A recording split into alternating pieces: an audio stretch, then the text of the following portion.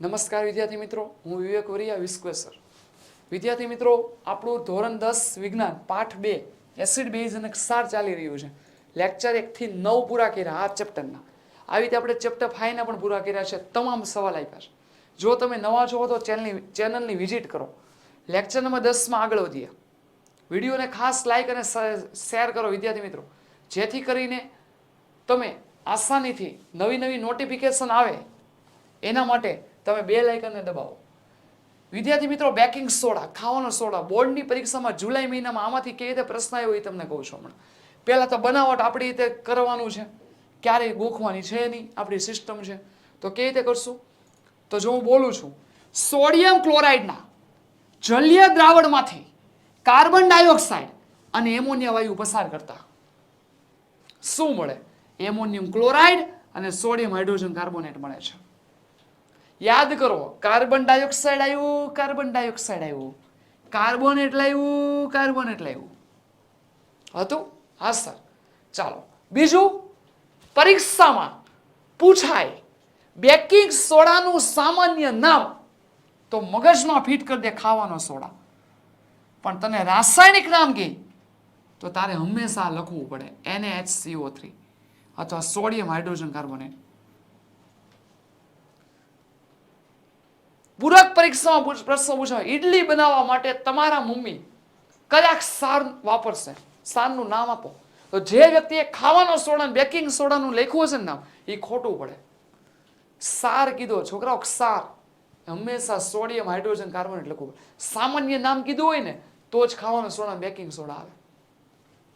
ચાલો, આના ઉપયોગો તમે આસાનીથી જોઈ શકો છો, રાઈટ. અને બીજી બનાવટ બીજી કઈ રીતે થાય છે? NaHCO3, સોડિયમ કાર્બોનેટના જલીય દ્રાવણમાંથી કાર્બન ડાયોક્સાઇડ પસાર કરતા સોડિયમ હાઇડ્રોજન કાર્બોનેટ મળે છે. અને એને ફરીથી ગરમ કરો તો પાછો સોડિયમ કાર્બોનેટ મળે. ચાલો, એના ઉપયોગો જોઈ શકો છો.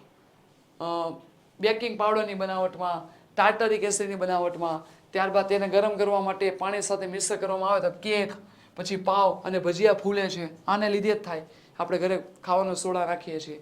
એસિડિટીની રાહત મેળવવા માટે, એન્ટાસિડ તરીકે, ચેપનાશક તરીકે, પ્રયોગશાળામાં પ્રક્રિયક તરીકે, ઘરગથ્થુ ઉપયોગ માટે ઉપયોગો તમે કરી શકો છો. વિદ્યાર્થી મિત્રો, અહીંયા તમારી એપ્લિકેશન ઓશન કોચિંગ ક્લાસીસ નામની મુકાઈ ગઈ છે પ્લે સ્ટોર ઉપર, જેને તમે લાભ લેવા માટે તમે ઇન્સ્ટોલ અને ડાઉનલોડ કરી લ્યો, જેથી કરીને તમને તમામ વસ્તુઓ અહીંયાથી અવેલેબલ થશે. વિદ્યાર્થી મિત્રો, જો તમે નવા છો તો લાઈક અને શેર કરો વિડીયોને ખાસ. મિત્રો, આપણે ગયા વખતે મતલબ ગયા સવાલની અંદર આપણે શીખી ગયા. કયો સવાલ શીખી ગયા વિદ્યાર્થી મિત્રો? ખાવાનો સોડા. તો હવે કયો સોડા એવા? ધોવાનો સોડા. તો જો એની બનાવટ, સોડિયમ હાઇડ્રોજન કાર્બોનેટને ગરમ કરતા સોડિયમ કાર્બોનેટ મળે છે અને કાર્બન ડાયોક્સાઇડ વાયુ કેવો પડે છે? છૂટો. તમને વોશિંગ સોડા, ધોવાનો સોડા સામાન્ય નામ છે. અને Na2CO3 × 10H2O એના 10 પાણીના અણુ સાથે પ્રક્રિયા કરાવો એટલે ધોવાનો સોડા મળે છે. અને એ બેઝિક સાર છે. કેવો સાર છે? બેઝિક સાર. એના ઉપયોગો તમે જોઈ લો. કાચ અને સાબુ જેવા સંયોજનના ઉત્પાદનમાં, બોરેક્સ જેવા સોડિયમ સંયોજનની બનાવટમાં, ઘરમાં સફાઈ કરતા તરીકે, પાણીની સ્થાયી કઠિનતા દૂર કરવા, કાગળ અને કાપડ ઉદ્યોગમાં અને પ્રયોગશાળામાં પ્રક્રિયક તરીકે એનો ઉપયોગ થાય છે. સ્ફટિક જળ શું દર્શાવે? સ્ફટિક જળ એ પાણીના અણુની સંખ્યા દર્શાવે છે. એના જળના ઉદાહરણ યાદ રાખો. CuSO4 × H2O, 2H2O, 10H2O, 7H2O, POPમાં પણ આવશે ½ H2O.